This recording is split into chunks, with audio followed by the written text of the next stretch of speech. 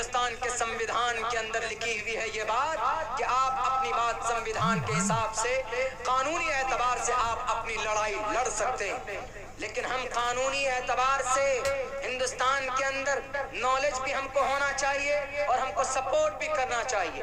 اگر ایک دو بندہ کمر باندھ کر کھڑا ہوتا ہے کہیں پر بھی ہو، کسی بھی اسٹیٹ کے اندر ہو، تو پیچھے سے ان کا سپورٹ ہونا چاہیے کہ چلیے شیر ہندوستان ہم آپ کے ساتھ ہیں۔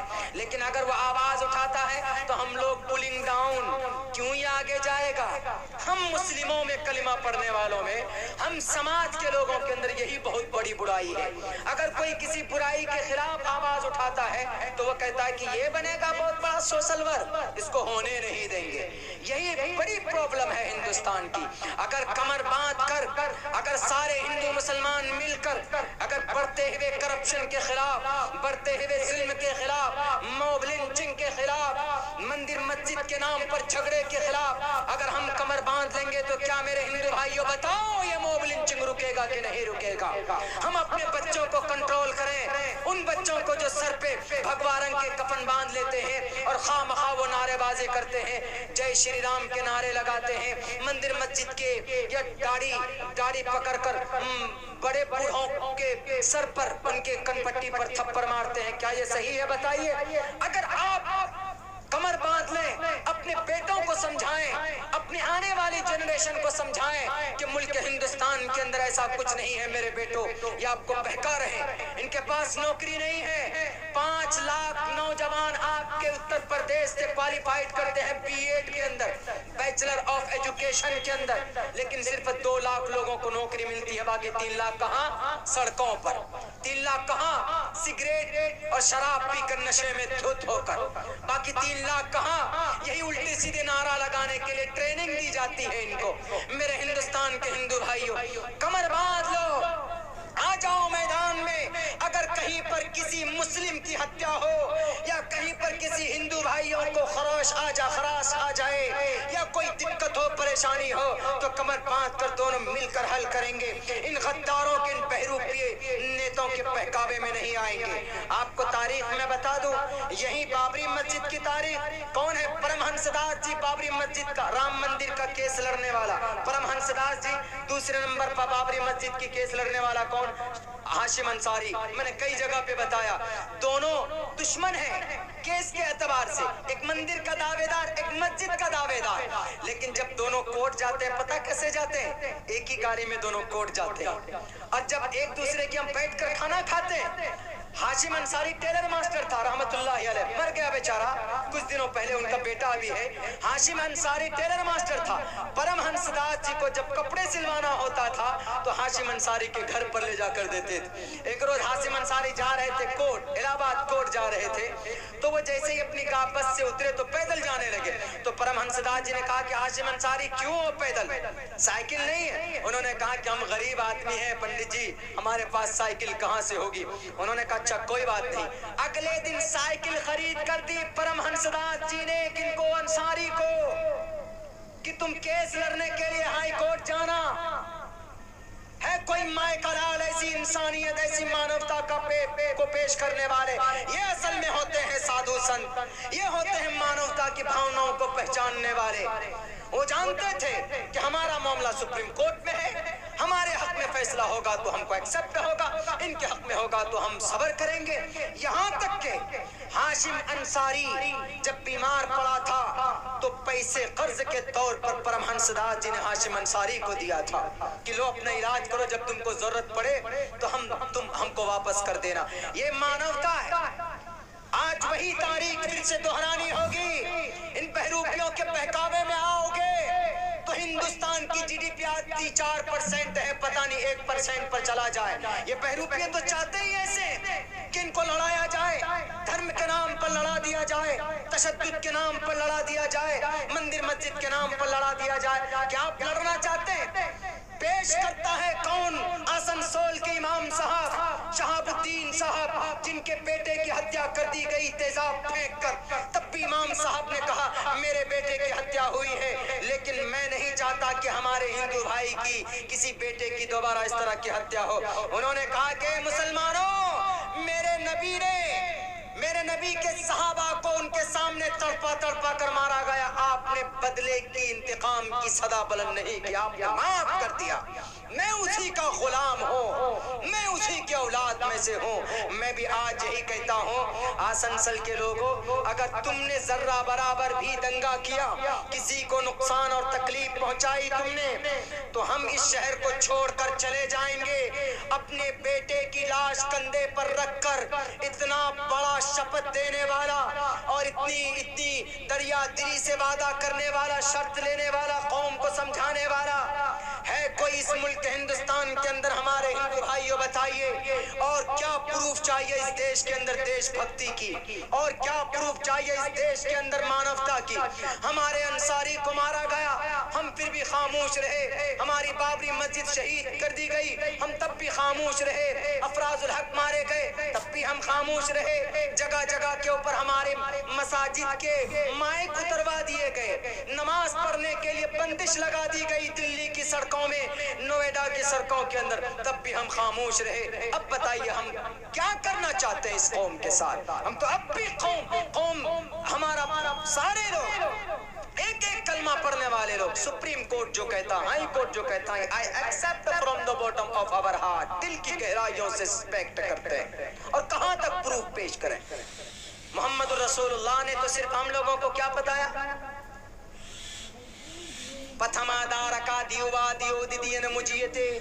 कि मुसलमानों सीधे खड़े हो जाओ, नमाज पढ़ो। नमाज पढ़ना अगर पाप होता तो श्री रामचंद्र जी हनुमान को नहीं कहते दियो दिदियन मुझियते, कुंडली मार कर बैठ जाओ और दंडवत करो। रुकू करना, सजदा करना पाप होता तो श्री रामचंद्र जी श्री हनुमान जी को नहीं बताते? बताया उन्होंने, मोहम्मद रसूलुल्लाह ने तो यही बताया, यही पैगाम दिया है। लेकिन कैसे समझाएं लोगों को, कैसे यकीन दिलाएं? मैं तो कहता हूं कि हमारी एक एक मैसेज को हिंदू भाइयों तक पहुंचाने की कोशिश कीजिए, ताकि उनको पता चल सके कि कितने अंधकार में रखकर लोगों के बीच में क्या क्या अंदरूनी साजिश की जाती, रची जाती। अभी एक बहुत बड़ा लंबा चौड़ा बयान हुआ, कहां पर? कलकत्ता के अंदर। क्या बयान हुआ? अभी इसके ऊपर बात करके, ब्रह्मा विष्णु महेश के पिता का नाम बताइए। ब्रह्मा विष्णु महेश ये कैसे पैदा हुआ? वाह, ब्रह्मा विष्णु महेश, विष्णु ब्रह्म शिव, विष्णु ब्रह्म शिव, हरारिया गुने न सिकलो हम सदा हरे। मैंने मंत्र पढ़ दिया है, अब इसकी तशरीह करूंगा। विष्णु ब्रह्मा शिव, लेकिन उससे पहले आइए, एक ऐसा माहौल पैदा किया गया है अभी मुल्क हिंदुस्तान के अंदर, क्या?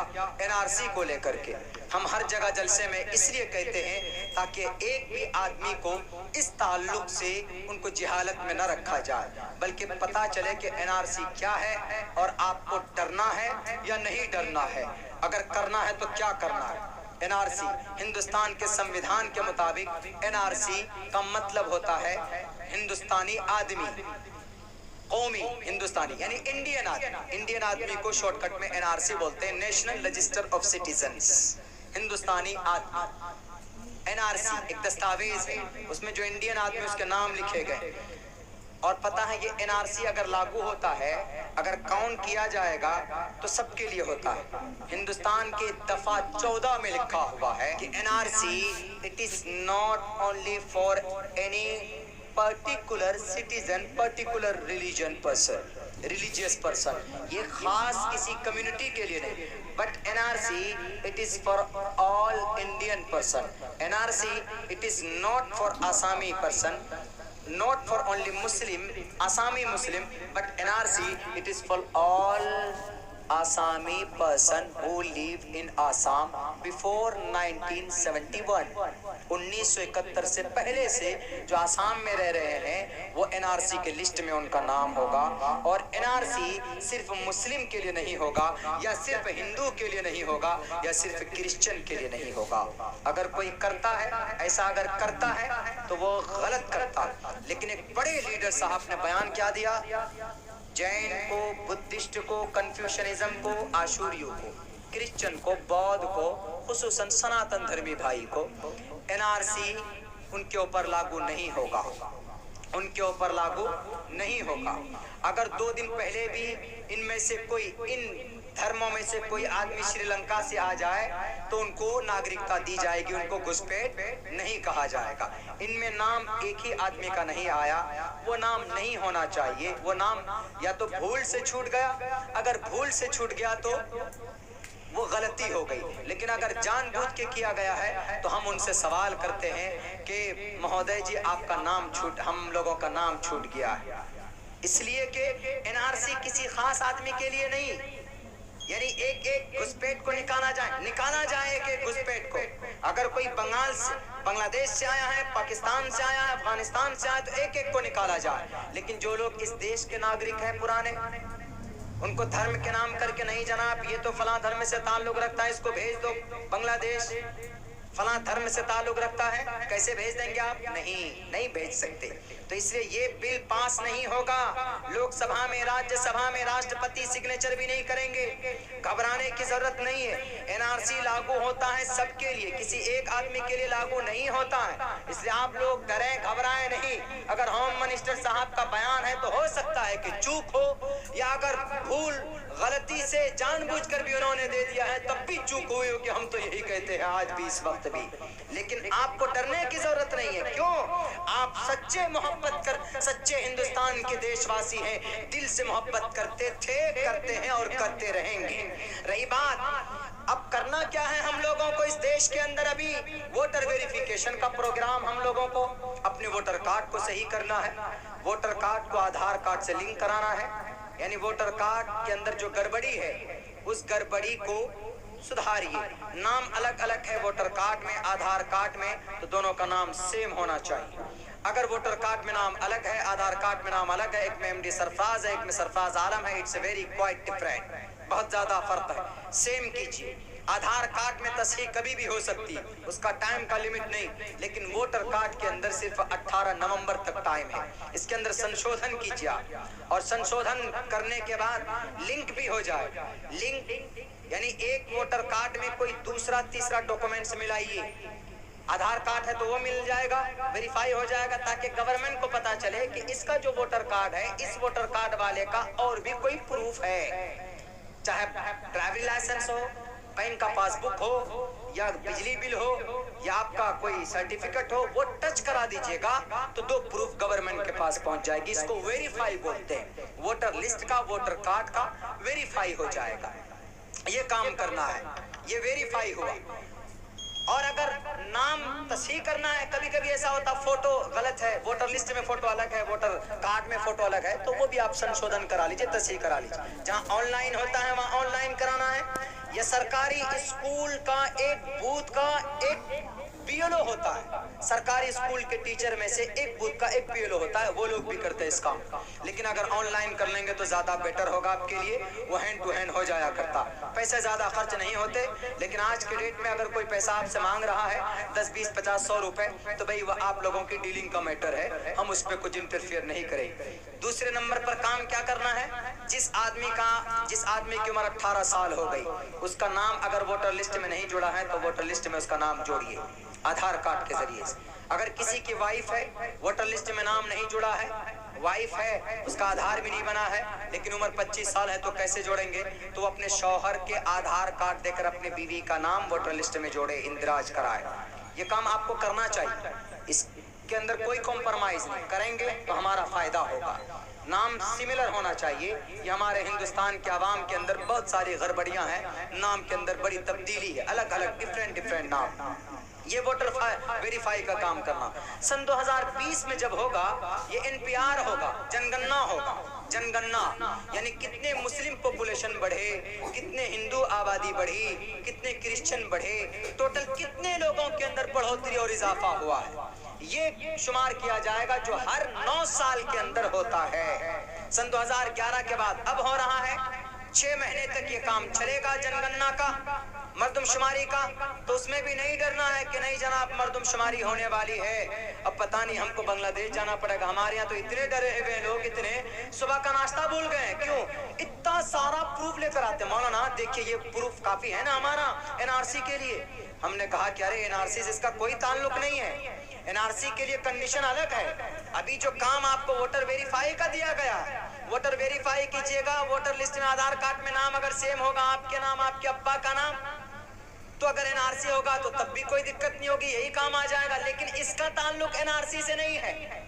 آسام میں ہوا 1965 میں بل پاس ہوا تھا وہ، اور 1985 میں راجیو گاندھی نے سگنیچر کر دیا تھا کہ NRC آسام میں ہونا چاہیے. اب بہت دن سے وہاں آسام کے اندر میں یہ پریشر تھا کہ NRC لاگو ہو، لیکن 19 لاکھ لوگوں کا نام NRC میں نہیں ہے. بڑے دربھاگیہ کی بات ہے، بڑے ہی درد کی بات ہے کہ ان میں سے 12.5 لاکھ ہندو بھائی ہیں جن کا نام NRC میں نہیں. بڑے دکھ کی بات. وہ لوگ کچھ اور سپنا دیکھ رہے تھے کہ مسلمانوں کا نام نہیں ہوگا NRC میں زیادہ، لیکن اللہ کی لاٹھی میں کہتے ہیں نا آواز نہیں ہوتی، اوپر والے نے الٹا کر دیا اس کا. اب جو لوگ ڈھول بجا رہے تھے کہ NRC لاگو کرو، اب وہی ڈانس کر رہے ہیں کہ NRC بند کرو. اب الٹی بازی ان کے ساتھ. اللہ آپ کا ساتھ ہوگا اگر آپ اللہ تبارک و تعالیٰ کی دین کی مدد کر لو گے. میرے مسلم بھائی جوانوں صحیح راستے پر آ جاؤ گے تو یہ لوگ شرابی، کبابی، عیاش، نفرت پرست، فرقہ پسند جگہ ملے گی ان کو 2 فٹ زمین کے اندر بھی ان کو زمین ایکسپٹ نہیں کرنے والی. لیکن آپ کم سے کم لوٹو تو صحیح، آؤ تو صحیح. چیخ کر چلا کر کشمیر کی وادی کی بہن بیٹی آپ سے دعا کر رہی ہے کہ کہاں ہیں میرے وہ نوجوان بھائی جو راتوں کو 2 بجے تک سوشل میڈیا کے اندر ایکٹیو ہوتے ہیں. آپ کیا 2 رکعت نماز پڑھ کر ان ماؤں بہنوں کے لیے دعا نہیں کر سکتے؟ ہم صرف تسبیح کے دانے گنیں گے یا صرف دعاؤں کے اوپر نربھر ہو جائیں گے تو کام کچھ نہیں ہوگا. ہم کو دونوں اعتبار سے مضبوط ہونا ہوگا. راتوں کو جاگ کر اللہ سے اپنی قسمت کے فیصلے کروانے ہوں گے اور میدان میں بھی آنا ہوگا. اگر صرف یہی سوچو گے کہ نہیں ہم ہندوستان میں کچھ نہیں ہوگا، یہاں پہ دعا سے سب کام کرا لیں گے. جو لوگ ہیں دین سے جڑے ہوئے، اللہ ان کو استقامت دے، ان کی برکت سے علاقے کے اندر دین کی فضا عام ہو. لیکن میرے بھائیو، دین کو مضبوط کرنے کے ساتھ ساتھ، شریعت کو مضبوطی کے ساتھ پکڑنے کے ساتھ ساتھ آپ کو میدانی فیلڈ میں آنا ہوگا. جب تک فیلڈ میں نہیں آئیں گے آپ کو آپ کا انصاف نہیں ملے گا. سپریم کورٹ فیصلے نہیں دیتی، اللہ نے فیصلہ کروایا ہوگا. کس کے حق میں فیصلہ ہوگا؟ مسجد کا. اللہ سے دعا ہے پوری جو دلیل ہے، پروف ہمارے اسٹرانگ ہے. ہم سپریم کورٹ سے بھی امید کرتے ہیں اللہ کی ذات سے کہ ہمارے حق میں فیصلہ ہوگا اور دوبارہ سے ٹوٹی ہوئی بابری مسجد جو شہید ہوئی ہے وہاں پھر سے اذان ہوگی اور اسی مسجد کے گنبد سے ہمارے ہندو بھائیوں کے لیے بھی ہدایت آؤ. کہاں پر ہو؟ کہاں ہے آپ کی جوانی؟ یاد رکھو، اگر اللہ نے پوچھ لیا کل قیامت میں من شبابہ فیما افنا، جوانی کہاں تھی؟ رات کو 3 بجے کسی لڑکی کو آئی لو یو بولنے میں جوانی کہاں تھی؟ سلمان خان صاحب کی 6 پیک دیکھنے کے لیے بنائیے آپ 6 پیک منانی. ہم تو کہتے ہیں کہ آپ 18 پیشن کے لیے، اپنی حفاظت کے لیے، قوت مدافعت کے لیے آپ کے بازو مضبوط ہونے چاہیے. یہ کام صحابہ کرام کا تھا. لیکن پتہ ہے ہمارے جوان کیا کرتے ہیں؟ راتوں کو 3 بجے تو سوئیں گے اور صبح کو کتنے بجے اٹھیں گے؟ 9 بجے دن میں اٹھیں گے سو کر. ایک جگہ پروگرام میں پہنچے ہم بنگال کی بارڈر کے اوپر، وہاں ہم 3 بجے جب لوٹے پروگرام کر کے تو وہاں دیکھ رہے ہیں کہ جوان لوگ ایکسرسائز کر رہے ہیں. ہم نے پوچھا کہ بھیا یہ کیا؟ بولا فوجی آرمی میں جائیں گے اور نہیں بھی ہوگا تو مولانا کم سے کم ایکسرسائز تو ہے ہی ہے. ہم نے کہا کہ کتنی اچھی سوچ ہے. اور وہیں پر مسلم گاؤں سے ہم گزرے، ٹائم ہو گیا تھا، تقریباً 6:30 بج چکے تھے. بڑا لمبا سفر طے کر کے پہنچے تو وہاں دیکھے مسجد سے صرف 2 نمازی نکل رہے. ہم بھی وہیں پر نماز پڑھے، پوچھے کہ یہاں کتنے لوگ ہیں؟ بولا مولانا 450 گھر کی آبادی اس گاؤں کے اندر اور 4 لوگ بھی نہیں تھے نماز پڑھنے والے.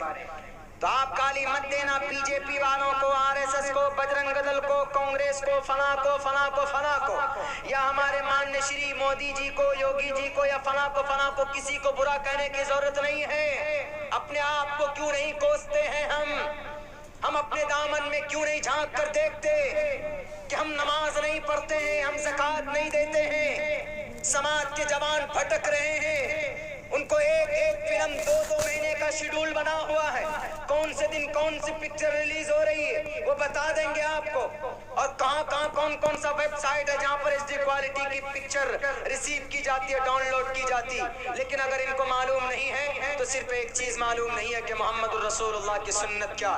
میرے مسلم نوجوانوں، من احیا سنتی عند فساد امتی فلہ اجر 100 شہید، ایک سنت پر عمل کر لو 100 شہیدوں کا ثواب ملے گا۔ اسی لیے کہا وید بیات جی نے، یہاں نہ پکش باتیں کچھ راکھوں، وید پران سنت مت بھانکوں، تب لگ جو سندرم چاہے کوئی بنا محمد پار نہ کوئی۔ اللہ پوچھے گا، تمہارے سامنے تبریز کو مارا گیا، تمہارے سامنے خون کی ندیاں بہائی گئی کشمیر میں، کیا تم نے دعا کی؟ کیا کہو گے کہ نہیں یا اللہ ہم تو یوٹیوب میں بزی تھے، ہم تو یوٹیوب میں اپنا سبسکرائبرز بڑھا رہے تھے، ہم تو یوٹیوب میں دیکھ رہے تھے کہ ہمارا ویورز کتنے ہو گئے، ملین میں پہنچا کہ نہیں پہنچا۔ اگر اسی کام میں لگے رہ گئے، نماز قضا ہو گئی، تو اللہ آپ سے یہ نہیں پوچھے گا کہ تم نے کتنی کوالٹی کے اندر یوٹیوب کے اندر اپنا ویڈیو اپلوڈ کیا تھا، بلکہ اللہ کہے گا کہ نماز پڑھی تھی فجر کی، نہیں تو آ جاؤ مرغا بن جاؤ، کان پکڑ لو یہیں پہ۔ اسی وقت دھلائی شروع ہو جائے گی، کٹائی شروع ہو جائے گی۔ رب کہے گا وان شبابہ فیما افنا، ایک ایک لمحے کا حساب دو، کہاں پر بتا کر کے آئے، کس کس کو آئی لو یو بولا تم نے، کس کس کے ساتھ تم نے چیٹنگ کی، اپنی بیویوں کے حقوق ادا کیے نہیں کیے۔ اللہ کہے گا کہ ہم نے طلاق کے اوپر قانون کیوں بنوایا، پتہ ہے کیوں بنوایا؟ کیونکہ تم نے اپنے بیویوں کے اوپر ظلم کیا۔ ہمارے نوجوان طبقے کو 95% جوان طبقے کو طلاق دینے کا صحیح طریقہ معلوم نہیں، اور وہ جاننے کی بھی کوشش نہیں کرتے۔ بیوی سے غلطی ہوئی، 1 2 3 چلی جا تو 1 2 3 ایک ہی وقت میں تینوں گولی فائر کر دیتے۔